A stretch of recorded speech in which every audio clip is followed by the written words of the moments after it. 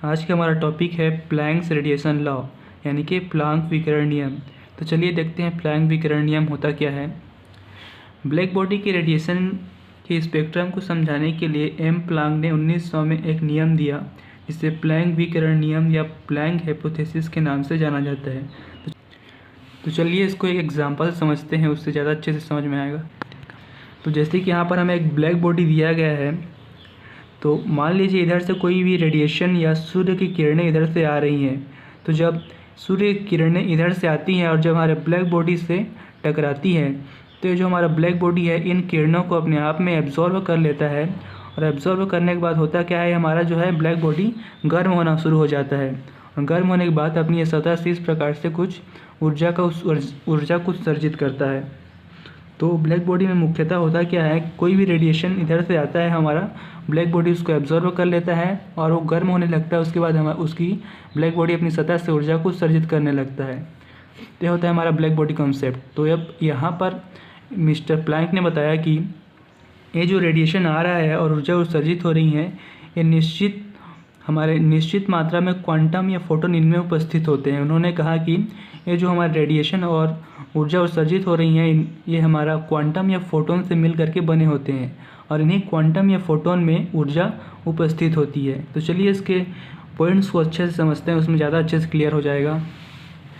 यहाँ पर इस लॉ के अकॉर्डिंग देखते हैं, ब्लैक बॉडी की एनर्जी या अवशोषित एवं उत्सर्जित होने वाला रेडिएशन निश्चित संख्या के क्वांटाओं से बना होता है। जैसे अभी मैंने आपको बताया, ये जो हमारा रेडिएशन है या उत्सर्जित होने वाला जो ऊर्जा है, हमारा निश्चित क्वांटम या फोटोन से मिल करके बना होता है। सेकेंड पॉइंट देखते हैं इसी में, प्रत्येक क्वांटम में निश्चित परिमाण की एनर्जी संलग्न रहती है जो रेडिएशन की फ्रीक्वेंसी पर निर्भर करती है। तो हमारा जो क्वांटम है या फोटोन, इनमें निश्चित मात्रा में एनर्जी संलग्न रहती है और ये जो एनर्जी है इनकी कितनी आवृत्ति होती है, इनकी फ्रीक्वेंसी कितनी अधिक है, उसी के आधार पर हमारा क्वांटम या फोटोन बढ़ता ज़्यादा या कम होता है। उसके बाद है हमारा मिस्टर प्लैंक ने अपना कुछ डेरिवेशन दिया, उसको चलिए देखते हैं। तो यहाँ पर हमारा ई समानुपाती न्यू, या इसको बोलते हैं E directly proportional to nu. E जो है हमारा न्यू के समानुपाती है। तो हमारा ई इक्वल्स होता है 1 क्वांटम की एनर्जी, एक क्वांटम की एनर्जी होता है हमारा ई का मान, या इसको हम ई को हम इस तरह से भी लिख सकते हैं, एच न्यू करके लिख सकते हैं। तो यहाँ पर हमारा न्यू है रेडिएशन की फ्रीक्वेंसी। तो अब यहाँ पर हम न्यू को c/λ के रूप में भी लिख सकते हैं। तो हमारा ई इक्वल्स हो जाता है h × c/λ। यहाँ पर हमारा h है प्लैंक कांस्टेंट और c है अपना प्रकाश का वेग। तो यदि हम एक फोटोन की ऊर्जा का मान निकालें तो हम इस फॉर्मूले का यूज़ करके एक फोटोन की ऊर्जा का मान निकाल सकते हैं। देन उसके बाद हमारा, तो यदि हम n फोटोन के लिए ऊर्जा का मान निकालें, n मतलब होता है हमारा 1 2 3 4, इस प्रकार से क्वांटम के लिए ऊर्जा का मान निकालें तो हमारा हो जाता है E = nhc/λ। इसको हम समीकरण 3 देंगे, नाम देंगे। और यहाँ पर हमारा लैम्डा इक्वल्स होता है वेव लेंथ यानी कि तरंग दैर्ध्य। उसके बाद थर्ड पॉइंट देखते हैं, प्रत्येक क्वांटम के साइज रेडिएशन के प्रकार पर निर्भर करता है। रेडिएशन के एक क्वांटम को एक फोटोन भी कहते हैं। फोटोन या क्वांटम वास्तव में भार रहित ऊर्जा का एक बंडल होता है।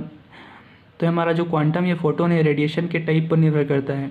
हमारा रेडिएशन का टाइप जैसा होगा, हमारा क्वांटम की संख्या भी उतनी छोटी या बड़ी होती है। तो इन्हीं हम क्वांटम को फोटोन के नाम से भी जाने। ये जो क्वांटम या फोटोन होते हैं वास्तव में भार रहित ऊर्जा का एक बंडल होते हैं।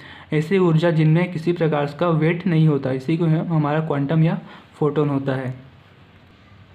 उसके बाद है हमारा ब्लैक बॉडी की एनर्जी क्वांटीकृत होती है, अर्थात ऊर्जा का उत्सर्जन या अवशोषण एक क्वांटम अथवा उसके पूर्णांक गुणित hν, 2hν, 3hν, nhν भी हो सकता है। मतलब यहाँ पर कहा जा रहा है कि यदि हमें एक क्वांटम की एनर्जी का मान निकालना है तो हम इस फॉर्मूला का इस्तेमाल करेंगे, E = h × c/λ।